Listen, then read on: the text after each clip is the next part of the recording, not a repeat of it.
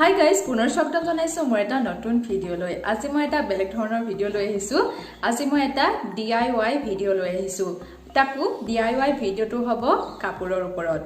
আমাৰ সকলোৰে ওচৰতে বিভিন্ন ধৰণৰ পুৰণা কাপোৰ থাকে নহয় জানো?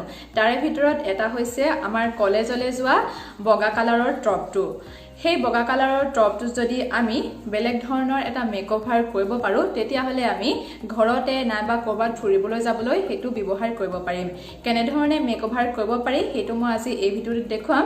সো আপোনালোকে মোৰ ভিডিওটো প্ৰথমৰ পৰা শেষলৈকে চাই যাব আৰু ভিডিওটো চাই কেনেকুৱা পালে কমেন্ট কৰি জনাবলৈ নাপাহৰিব আৰু ভিডিওটো চাই যদি ভাল পায় আৰু আপোনালোক উপকৃত হয় তেনেহলে এটা লাইকো কৰি দিবলৈ নাপাহৰিব। তেনেহলে বলকচোন কেনে ধৰণেনো মই পুৰণা এটা বগা টপৰ পৰা এটা নতুন টপলৈ মেকওভাৰ কৰিব পাৰো চাওচোন। মই আজি মেকওভাৰ কৰিবলৈ লোৱা কাপোৰটো হৈছে মোৰ কলেজৰ ইউনিফৰ্মৰ এটা হোৱাইট কালাৰৰ টপ।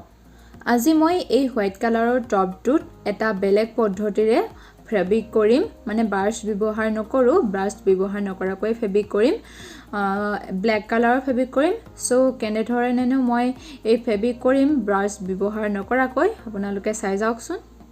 টপটো ফেব্ৰিক কৰিবৰ কাৰণে আমাৰ প্ৰয়োজন হ'ব এটা ব্লেক কালাৰৰ ফেব্ৰিকৰ বটল, দ্বিতীয়তে প্ৰয়োজন হ'ব এডাল ব্ৰাছ আৰু তৃতীয়তে প্ৰয়োজন হ'ব এটা আলু।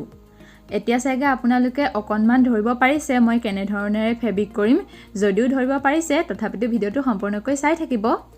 সো আমাক এটা আলু প্ৰয়োজন হ'ব আৰু লাগিব আমাক কেইখনমান বেয়া কাগজ। আজি মই ত্ৰিভুজ টাইপত ফেব্ৰিক কৰিম। আলুটোত প্ৰথমতেই মই ত্ৰিভুজ টাইপত শেপ দি ল'ম। কেনেদৰেনো মই শেপটো দিছোঁ প্ৰথমতে সেইটো আপোনালোকে চাই লওকচোন।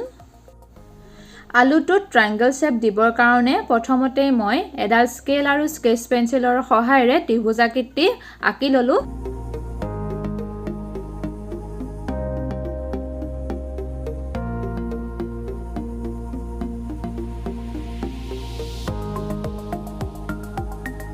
তাৰ পিছতে এখন চাকুৰ সহায়েৰে সাইডখিনি কাটি দিলো। এনেদৰে কাটি দিলেই ত্ৰিভুজাকৃতি হৈ যাব।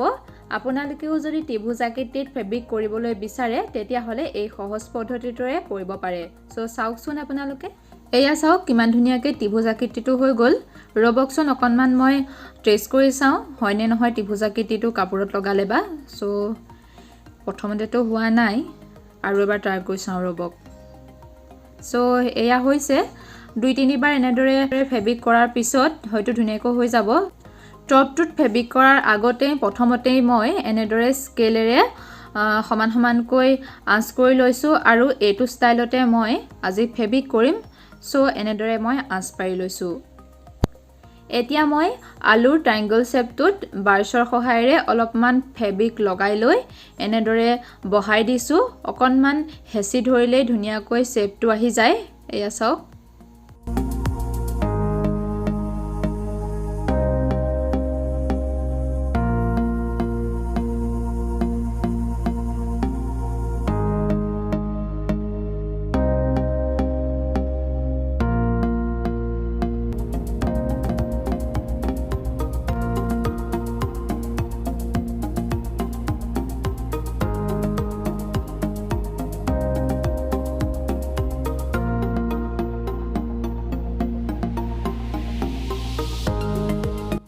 এয়া চাওকচোন কিমান সহজতে ফেব্ৰিক কৰিব পাৰি এটা আলুৰ সহায়েৰে। মই গোটেইখিনি কৰি লওঁ, আপোনালোকে ভিডিওটো চাই থাকক।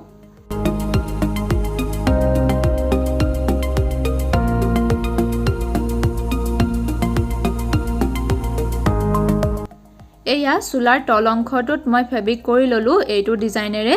এতিয়া চোলাৰ ওপৰ অংশটো কৰোঁ। সো আপোনালোকে চাই থাকক ভিডিওটো।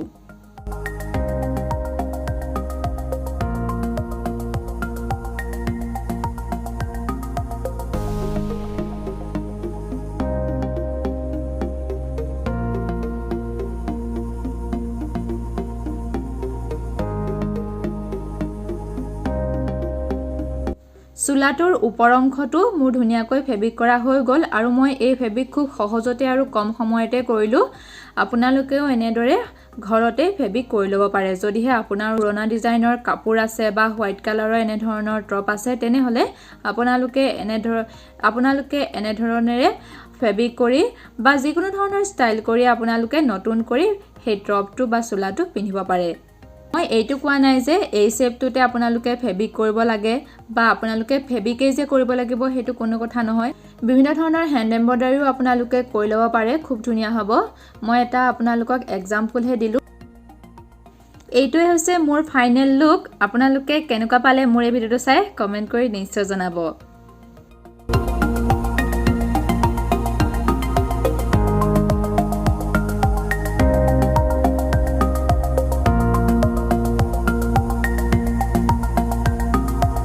বন্ধু বান্ধৱীসকল আজি ভিডিওটোত আছিল ইমানেই আপোনালোকে দেখিলেনে কেনে ধৰণে মই বগা টপটো এটা নতুন টপলৈ ৰূপান্তৰিত কৰিলো সো আপোনালোকে ভিডিওটো চাই কেনেকুৱা পালে মোক কমেন্ট কৰি নিশ্চয় জনাব আৰু ভিডিওটো চাই যদি ভাল পালে তেনেহলে এটা লাইকো নিশ্চয় কৰিব আৰু লগতে মোৰ চেনেলটো সাবস্ক্ৰাইব কৰি সাবস্ক্ৰাইব বাটনৰ কাষতে থকা বেল আইকনটো টিপি থব যাতে মই দিয়া ভিডিওবিলাকৰ নটিফিকেশন আপোনালোকে সহজতে পাই থাকে মই পুনৰ আপোনালোকৰ কাৰণে এনেকুৱা নতুন নতুন ভিডিও লৈ আহিম তেতিয়ালৈ বাই বাই